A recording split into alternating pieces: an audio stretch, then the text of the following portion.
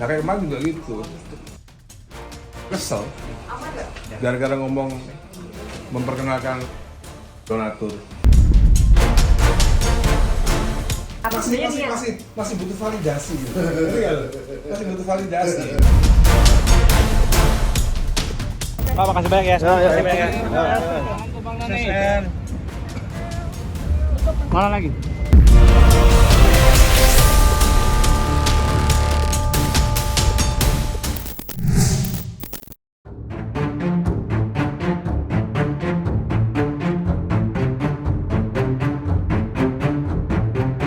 Pasca mengunggah 2 video lewat media sosial, Ahmad Dhani lagi-lagi menebuh genderang perang dengan membagikan satu lagi konten yang menggemparkan jagat maya. Entah, apakah konten itu merupakan video jilid ketiga yang dijanjikan Dhani selama ini, atau tidak berkaitan sama sekali. Namun yang pasti, video tersebut lagi-lagi diwarnai dengan serangan-serangan samar yang diduga-duga diarahkan kepada Maya. Pasalnya, dalam video tersebut, Dhani terdengar jelas menyuarakan rasa tidak sukanya terhadap aksi Maya yang selama perhelatan akbar pernikahan Al-Ghazali terus-menerus menyebut Irwan Musri dengan kata donatur. Bagaimana tidak, akibat ucapan-ucapan itu, Dhani menjadi habis dipojokkan di media sosial. Banyak yang menduga bila Irwan Musri lah pihak yang berkontribusi paling besar dalam pernikahan Al-Ghazali. Sontak saja, Dhani yang merasa tidak terima lantas menguak fakta bahwa yang terjadi justru sebaliknya. Namun tetap saja, hal itu kadung membuat warganet berkomentar pedas.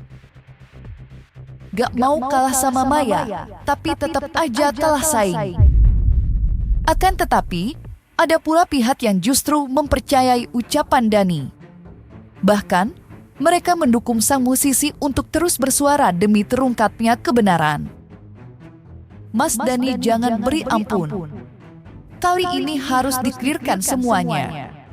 Termasuk biaya-biaya pernikahan Al, yang Maya tuh selalu menggiring opini seolah Irwan Musri donatur utamanya. Aku sampai geram. Uniknya, di tengah panasnya silang pendapat antara warganet, muncul satu akun yang berusaha memberikan pandangan cukup matang terhadap pembicaraan yang kini ramai. Maya bilang Irwan donatur gak salah. Kecuali kalau Maya bilang Irwan yang membiayai semua nikahan Al itu baru salah. Kayak kemarin juga gitu. Kesel. Gara-gara ngomong memperkenalkan donatur. Kan as if seolah seluruh hajatan yang paling gede kan, padahal diantara aku dia paling kecil, paling kecil sebenarnya. Ya aduh. Ya itu gue dengar kesannya jadinya itu kan jadi bahan deterjen 78 yang seolah-olah, ngerti ya, seolah-olah wah gila, padahal kecil banget sampai bikin marah tuh. Kenapa sih mesti ngomong gitu? Membuat itu kayak gitu. Ya kan, padahal nggak perlu sih, ya kan? Terutama donatur yang itu. Nah.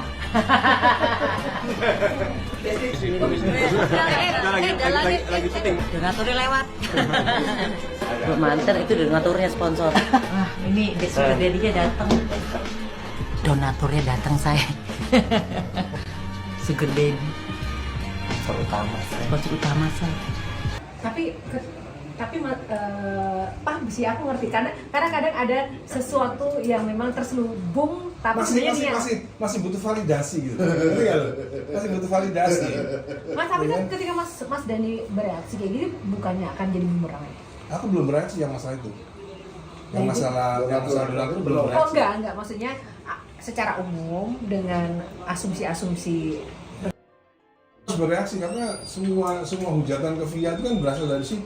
Pak, makasih banyak ya. Makasih banyak ya. Mana lagi?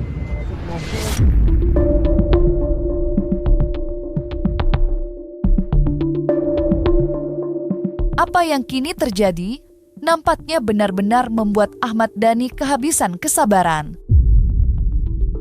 Buktinya, Dani yang cenderung memilih untuk bungkam selama belasan tahun lamanya, kini justru balik menyerang setiap patah kata yang keluar langsung dari mulut Maya.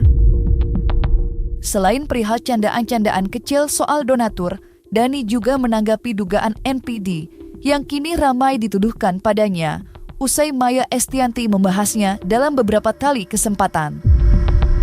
Walau kata-kata itu tidak secara langsung ditujukan kepadanya, Dani tetap merasa hal itu memancing warganet untuk beraksi yang tidak-tidak.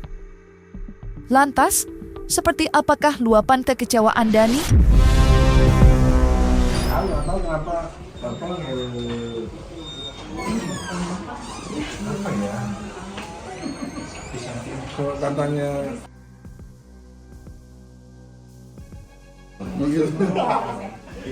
iya marah. Kayak misalnya gini ya, ngomong sebenarnya bahasanya itu banyak insinuasi gitu sebenarnya. Subliminal message. Iya, nggak ngomongin orang, nggak ngomongin aku, tapi aku pernah deket loh sama NPD suka selingkuh dan lain-lain juta begini, tapi kan itu sebenarnya dengan stigma dia sendiri gitu. Bunda pernah nggak sih ketemu sama orang NPD? NPD ya, narcissistic disorder ya, personality. Gue pernah deket sama orang bipolar. Gue pernah bareng sama orang NPD. Wah, NPD itu parah. Dia ciri-ciri khasnya adalah arogan. Dia kalau dia yang salah, bisa kita yang disalahin. Dia nampaknya baik ke banyak orang, tapi ke korbannya, wah dia semena-mena, nggak ada. Kalau kita bilang adalah ratu atau raja tega, karena dia nggak punya empati.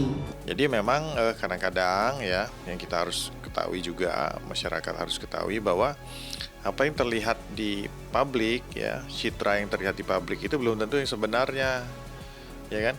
Orang yang terlihat buruk di publik ternyata bisa jadi orangnya tidak seperti itu. Begitu juga sebaliknya, orang mencitrakan dirinya sebagai seorang yang baik, keluarganya baik-baik saja, ya kan? Bisa juga sebaliknya, kan banyak kejadian gitu kan? Ya, banyak mencitrakan dirinya, keluarganya baik-baik saja, ini segala macam, ternyata wah dalamnya itu cuma pencitraan saja. Ya apalagi artis lah kan banyak sekali kejadian kayak gitu kan, dan statement orang-orang, testimoni orang-orang tentang masalah itu. Jadi seperti itulah. Kalau gua sih bulletproof. Mas ini pakai ini. Aku bulletproof lagu. Justru aku senang membuat deterjen 78 marah-marah tuh aku seneng. Semakin mereka marah aku semakin seneng. Masih menyalah hebat rupanya, gejolak api amarah di dalam relung hati Ahmad Dhani. Dan kini, pria asal Surabaya itu pun semakin berani untuk membongkar fakta-fakta yang masih bersembunyi di belakang layar. Dan aksi itu sudah mulai dilakukan olehnya dengan membagikan konten video berdurasi 25 menit yang bertajuk kompilasi Sipnah dan Gibah Maya Estianty. Lantas, seperti apakah kelanjutan dari kisah pilu tak berkeseduhan itu? Mas, jadi update-nya yang sekarang gimana, Mas? Ya ini. Update-nya? Ya. Nggak berani udah. Mau aku tunjukin. Loh, enggak. Ini kan pertarungannya kan kalau sekarang kan lebih kepada karena ini ada bullying terhadap anak-anaknya kan. Oh iya, itu kan urusan pidana, lain lagi. Urusan pidana. Gitu ya. Seorang Ahmad Dhani, apa yang dia yakini benar itu akan dia lakukan. Itu yang kita tahu. Jadi dia menurut dia itu benar, go ahead, jalan dia ya. Maksud saya begini, harusnya tuh ibunya Aleldo tuh nggak usah bahas-bahas yang lalu-lalu, karena kan saya juga nggak pernah bahas juga gitu kan, selama ini kan nggak pernah bahas gitu. Jadi harusnya nggak usah dibahas, buat apa dibahas, orang udah punya suami, udah punya istri masing-masing, harusnya yang lalu nggak usah dibahas ya. Karena kalau enggak, nanti saya akan keluarkan bukti yang lebih parah lagi. Gitu. Bukti di mana Maya tanda tangan pernah berhubungan dengan seorang laki-laki. Tapi Eldul udah tahu ini. Udah tahu bukti-bukti ini. Gitu. Udah. Al Eldul bahkan mendengar sendiri.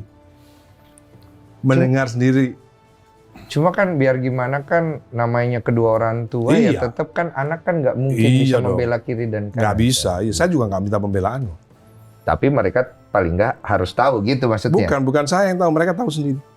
Tahu sendiri. Iya, mereka tahu sendiri. Ada yang ngasih tahu. Ada yang ngasih tahu. Suruhannya Mas Dani. Enggak, demi Allah, Rasulullah. Nanya doang. Demi Allah, Rasulullah. Nanya doang. Tadi saya di KPI saya bilang, kalau memang Maya merasa itu bukan fitnah, bantah aja. Iya, tadi aku dengar sih. Ya kan? Kalau memang itu bukan fitnah, bantah aja. Kalau diem aja berarti itu fitnah. Iya kan? Ya nggak tahu, belum Iya dibantah. Soalnya belum dibantah. Iya, belum dibantah. Belum dibantah. Iya, makanya kalau harus dibantah. Nah, kalau memang dibantah itu bukan fitnah, buktikan dong.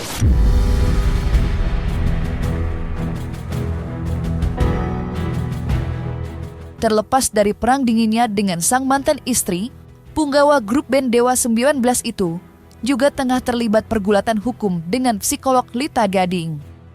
Seperti diketahui, beberapa waktu kebelakang, Ahmad Dhani sudah melaporkan Lita dengan dugaan pelanggaran Undang-Undang Perlindungan Anak dan Undang-Undang ITE.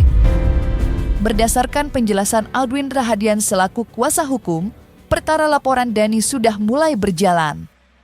Saksi-saksi sudah diperiksa. Lantas, seperti apa hasil pemeriksaan para saksi? Serta benarkah pula dari salah satu saksi yang sudah diperiksa, di dalamnya meliputi Al-Ghazali?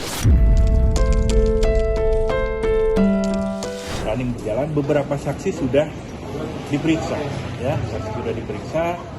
Ya, kita tinggal lihat nanti bagaimana kelanjutannya, kapan itu terlapor akan diperiksa dan sebagainya. Silakan tanya kepada penyidik. Iya, salah satunya sudah. Oh, sudah diperiksa juga. Itu per kapan tanggalnya? Tanggalnya di antara rentan waktu ketika laporan sampai hari ini. Berarti baru saja Sudah memberikan kesaksian. Kurang lebih 3. termasuk Mulan Jamil juga Bang sudah diperiksa?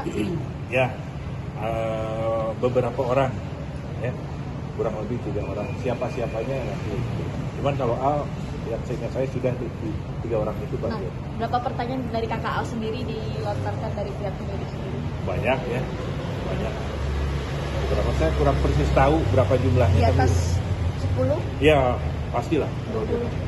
Ya, lebih mungkin ya. Mungkin seputar apa sih Bang, mungkin dari kakak Al sendiri dimintain keterangannya? Ya, keterangan bahwa dia mengetahui atas yang perkara yang dilaporkan. Ya kan? Terus posting-postingan apa, isinya apa dan sebagainya. Itu saja gitu.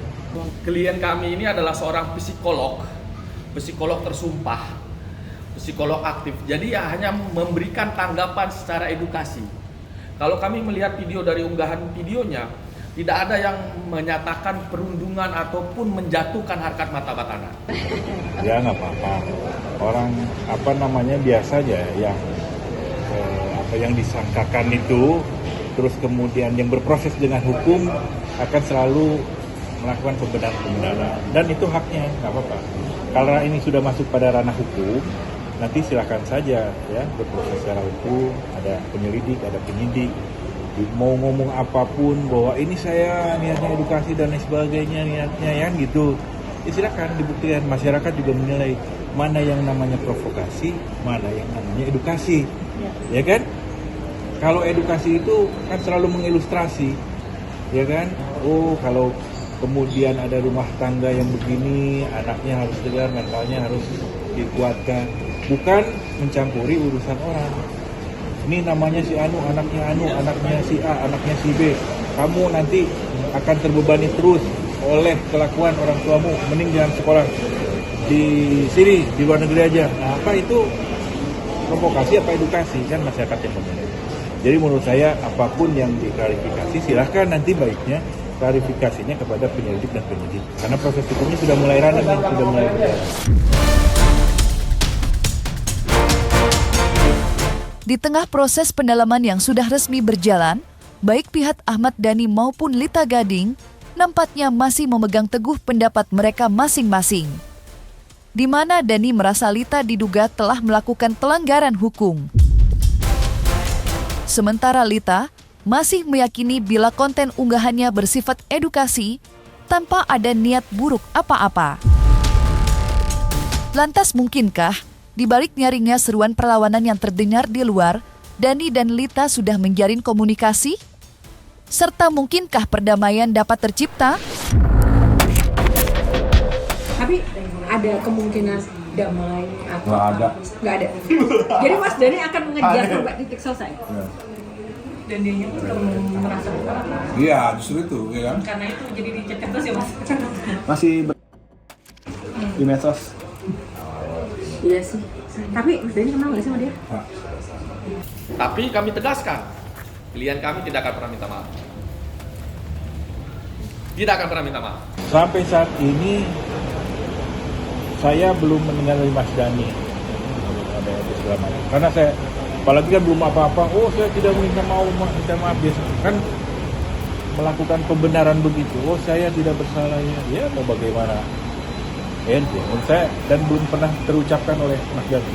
Dan apalagi kejahatan anak itu tadi pendekatannya cara utamanya adalah pemidanaan supaya ada efek jerah. Dan klien kami ini kami pastikan tidak akan mengatakan minta maaf. Minta maaf untuk apa? Klien kami tidak akan minta maaf. Karena untuk meminta maaf untuk apa? Apakah karena dia mohon maaf memiliki power sebagai Dewan Pengkhianat Rakyat? Salah, maksudnya Dewan Perwakilan Rakyat. Mau menggunakan abuse of power-nya tidak bisa.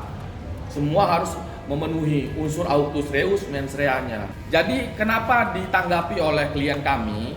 Karena klien kami itu ada video sebelumnya yang viral. Dia sudah viral duluan dengan beberapa media yang teman-teman bisa cek sendiri juga di sosial media maupun di berita web maupun di lain-lain. Yang ditanggapi oleh klien kami adalah karena adanya disebut anaknya. Bukan klien kami yang menyebutkan. Jadi klien kami menanggapi berita itu jangan sampai tereksploitasi. Mengingatkan kembali, mengedukasi kembali, tidak dieksploitasi. Makanya coba didengarkan videonya secara seksama hingga selesai.